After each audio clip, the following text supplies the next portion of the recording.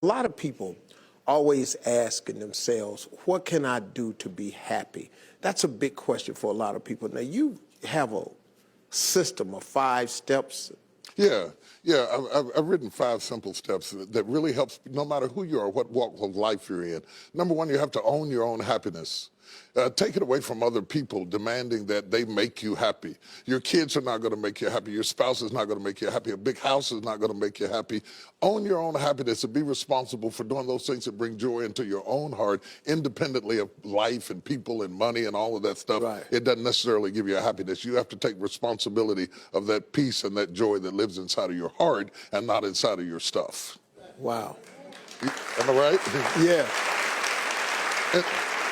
And the second thing that I think people need to do is challenge their own story, because people torment themselves by how they see their life. They've told themselves a story as if it were the truth when it is really a perspective truth.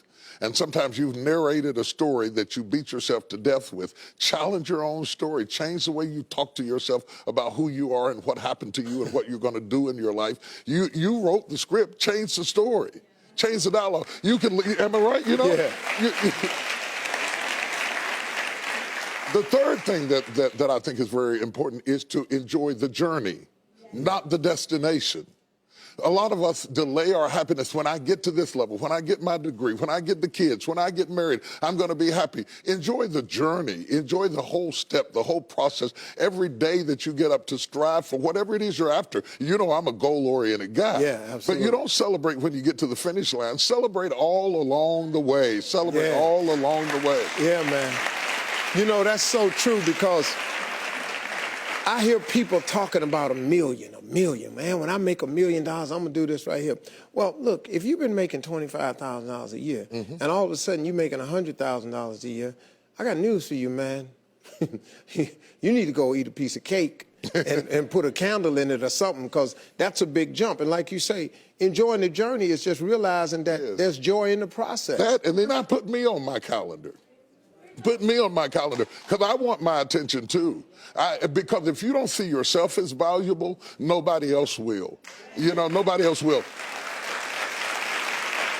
The other point is make relationships count.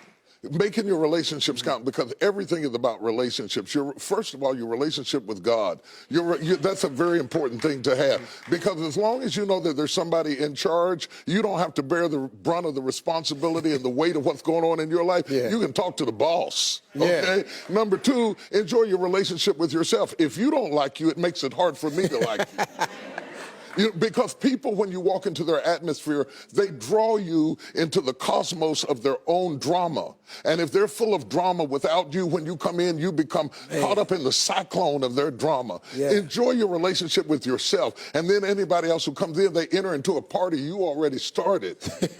You understand? Yeah. And then the relationship with your kids, the relationship with your spouse, the relationship with your friends, taking time to enjoy the relationships, because there is no fruit. Nature teaches us that there is no fruit without relationships.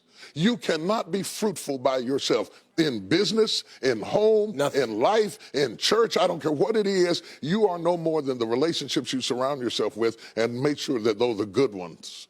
The 5th thing, Yeah. No, go ahead. I'm loving it, man. Is this good? Yeah, this is really good. The 5th thing that I really ascribe to is balance work with play. You can't do all of either one and be successful. And to those whom much is given, much is required. And if you work really hard and you're a really diligent person, make sure that you do some play to balance your life out. If you play real hard but you don't work very much, you're going to be fun, but you're going to be hungry. You know what I'm saying?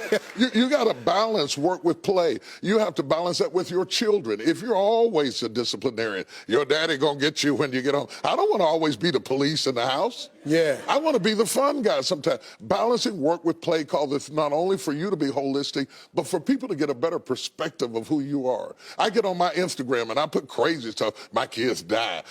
Just yesterday, I put me sweating in the gym saying they said it's going to be fun, but it hadn't gotten fun yet. You know, to let people know that everything is not serious every day. That's too much pressure. We've got way too much pressure on us to be the people we were created to be. You got to enjoy the journey and the process. Like I told my kids the other day, I said, let me explain something to y'all.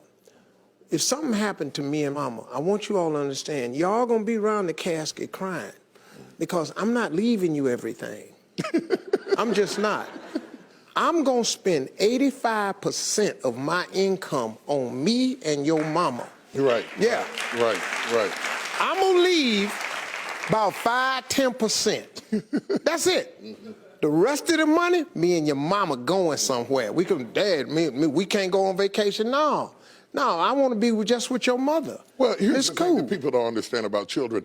It is not what you leave to them that makes them great. It's what you leave in them. And if you leave enough in them,